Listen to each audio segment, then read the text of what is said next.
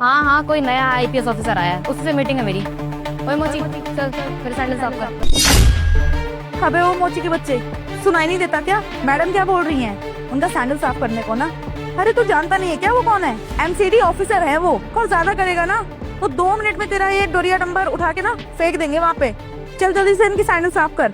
Madam मैं जरा गाड़ी पार्क करके आती हूँ। ठीक है, जाओ। अबे ओ मोची, तूने सुना नहीं मेरी सेक्रेटरी क्या बोल के गई है? जल्दी से मेरे सैंडल साफ कर। और एमसीडी ऑफिसर की बात ना मानने का अंजाम तुझे अच्छे से पता होगा क्या हो सकता है। मुझे एक आईपीएस ऑफिसर से मीटिंग करने के लिए जाना है। वो टाइम के बहुत ज्यादा पंक्चुअल है। अगर मैं लेट पहुंची तो शायद मेरी नौकरी भी जा सकती है। और अगर मेरी नौकरी तेरी वजह से गई ना, तो 2 मिनट के अंदर ना तेरी दुकान उठा के फेंक दूंगी। तो जैसा बोल रही ना वैसा कर चुपचाप। चल सैंडल साफ कर रहा हूँ दीदी।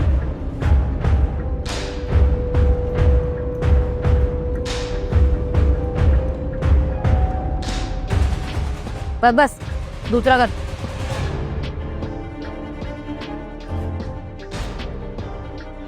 हाँ हो गया। अरे दीदी जी, ये जूती साफ करने के पैसे में लेके जाइए। क्या कहा तूने? पैसे? तू एक एमसीडी ऑफिसर से पैसे मांग रहा है? तेरी इतनी औकात हो गई? तू जानता नहीं है क्या कि मैं कौन हूँ और कितने बड़े बड़े लोगों से मिलने के लिए जा रही हूँ? मेरी कितनी ऊंची पहुँच है और तू मुझसे ही पैसे मांग रहा है? तू चाहता नहीं है क्या अपनी दुकान यहाँ पर लगाए रखना? दीदी जी ये तो गलत बात है ना। आप एमसीडी में हो उसका मतलब ये तो नहीं है कि आप कुछ भी मनमानी करोगे। आपने मेरे से जूती साफ कराई है अपनी, तो मैं अपनी मेहनत का पैसा मांग रहा हूँ ना। दे दीजिए मेरे को। अच्छा तो तुझे तेरी मेहनत का पैसा चाहिए? रुक अभी देती हूँ, अभी देती हूँ तेरी मेहनत के पैसे। दीदी क्या कर रहे हो दीदी? दीदी मत करो दीदी, ये दीदी। मिल गए पैसे? अब आइंदा किसी ऑफिसर से पैसे मांगने से पहले ना 100 बार सोच लियो। बड़ा आया पैसे मांगने वाला। ये क्या बदतमीजी कर रही हैं आप इस बेचारे के साथ? क्यों बे? तू कौन है जो मैं तुझे बताऊं? तू शायद जानता नहीं है मुझे कि मैं कौन हूँ। एमसीडी ऑफिसर हूँ मैं। तेरा यहाँ पे घूमना फिरना ना बंद करवा सकती हूँ। आप सरकारी अफसर है, इसका मतलब ये नहीं ना कि आप रात चलते लोगों को परेशान करेगी, गरीबों का हक मारेंगी और उनके साथ बदतमीजी करेंगी।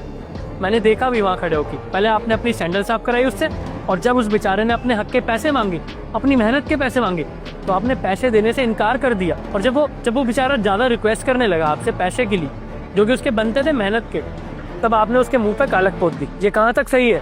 हाँ तो गलती है उसकी। इसे अच्छे से पता है कि मैं एमसीडी ऑफिसर हूँ और हमारी वजह से ही ना ये लोग यहाँ पर अपनी दुकान लगा पा रहे हैं। और ये मुझसे ही पैसे मांग रहा है, इसलिए मैंने इसका मुंह काला कर दिया। और इसे मैंने बताया अभी कि मैं आईपीएस ऑफिसर से मिलने के लिए जा रही हूँ। अगर मैं इसकी वजह से लेट हो जाती ना तो शायद वो मुझे नौकरी से भी निकाल सकते थे। उसके बाद भी इसने इतना बड़ा रिस्क लिया, इसलिए मैंने इसका मुंह काला कर दिया। क्योंकि यहाँ के आईपीएस ऑफिसर ना बहुत ज्यादा स्ट्रिक्ट है। अगर मैं लेट पहुंची और इस गलती की वजह से उन्होंने मुझे नौकरी से निकाल दिया, उसका जिम्मेदार कौन होगा? ये जूते चप्पल साफ करने वाला। अगर मेरी नौकरी गई ना तो मैं इसे छोड़ूंगी नहीं। और तू मेरा ना ज्यादा टाइम खोटी मत कर, मुझे जाने दे। रुकिए, सही कहा आपने, नौकरी तो आपकी जाने वाली है, लेट होने की वजह से नहीं। आपने जो उस बेचारे के साथ बदतमीजी करी है उस वजह से। क्यों?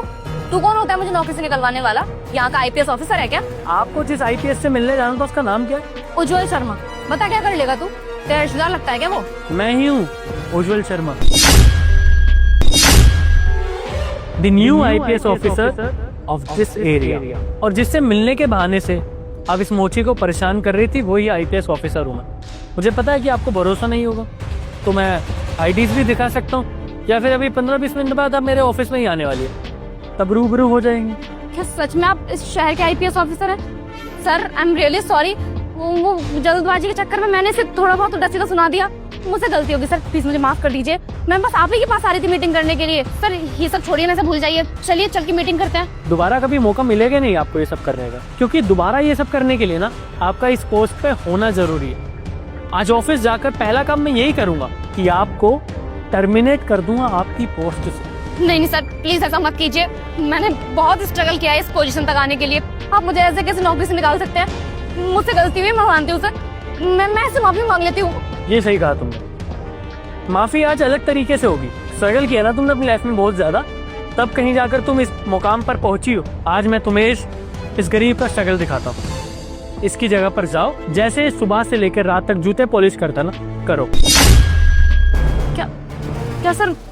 मैं? हाँ आप ही अमृता जी, आप ही से बात हो रही है ना मेरी। जाओ, वरना आज के आज ही नौकरी से निकाल दूंगा।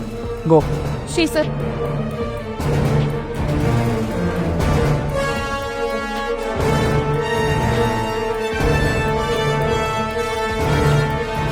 उठाओ ये शू पुलिस, चलो।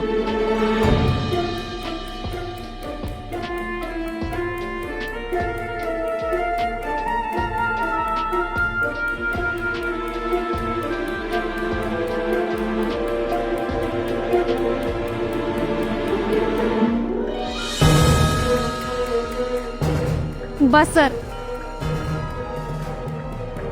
सर मुझसे गलती हो गई, मैं मानती हूँ। मुझे इनके साथ ऐसे बदतमीजी नहीं करनी चाहिए थी, इतना उल्टा सीधा नहीं बोलना चाहिए था कि गरीब लोग भी तो मेहनत करके खाते हैं, और मैं इन्हीं के साथ आके बदतमीजी कर रही थी। मुझसे तो 3 जूते साफ नहीं किए गए, और ये तो यहाँ पर हर रोज आकर पता नहीं किस किस के जूते साफ करते हैं। Sir I am really sorry, मुझसे गलती हो गई। मैं ऐसी गलती दोबारा कभी नहीं करूँगी। प्लीज़ सर मुझे माफ़ कर दीजिए, और सर मुझे नौकरी से मत निकालिए।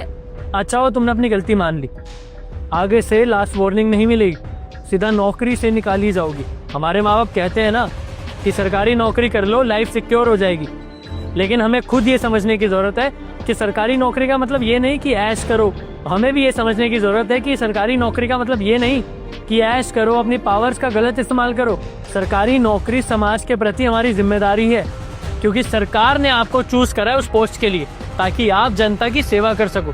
सो बी थैंकफुल ऑलवेज। भैया आपको अगर ऐसे ही कोई दोबारा भी परेशान करता है ना, या आसपास और किसी दुकान वाले को परेशान करता है, तो मैं आज आपको अपने PA का नंबर देकर जाऊंगा। कुछ भी ऐसा होता है अब बस एक फ़ोन कर देना। दोस्तों ऐसी पावर किसी काम की नहीं जिसका मिसयूज़ किया जाए।